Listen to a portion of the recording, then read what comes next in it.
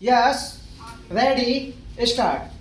It will be also noted that the Bandung Declaration further finds place for two specific safeguards in relation to this matter, namely that there should be no external pressures, no nations, and that collective defense arrangements should not be used to serve the particular interests of the big powers.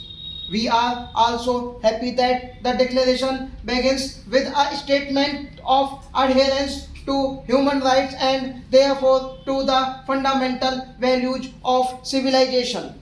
If the conference made no other decision than the formulation of the principles of the Bandung Declaration, it would have been a single achievement. So much for the actual work and achievement within the conference itself.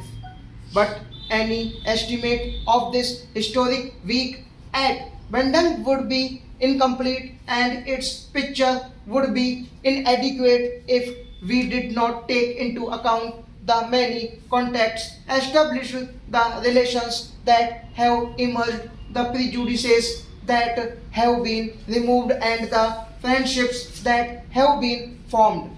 More particularly, reference should be made to the conversations and happily some constructive results arising from private talks.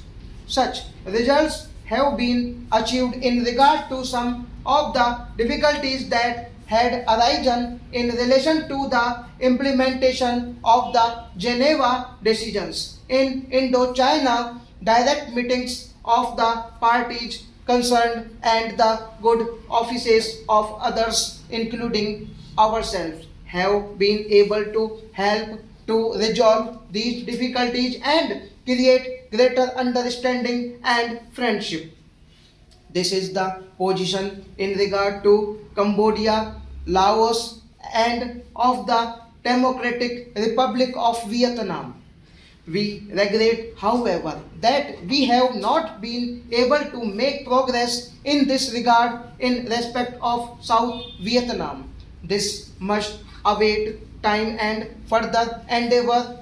The House is aware that the Prime Minister of China made while he was at Bandung a public statement announcing his readiness to enter into direct negotiations with the United States to discuss the question of relaxing tension in the Far East and especially the question of relaxing tension in the Formosa area. We have known for some time that China was willing to enter into direct talks and other parties concerned have also not been unwary of it. The announcement itself does not therefore represent a new attitude on the part of China, but the fact that this has been publicly stated at a gathering of the Asian and African nations represents a further and wholesome development. If this is availed of by all concerned, it can lead to an approach towards peaceful settlement. I had several conversations with Chinese premier and some of these related to Formosa. At my request, our defense minister had also explored certain aspects of this question with the Prime Minister of China Stock.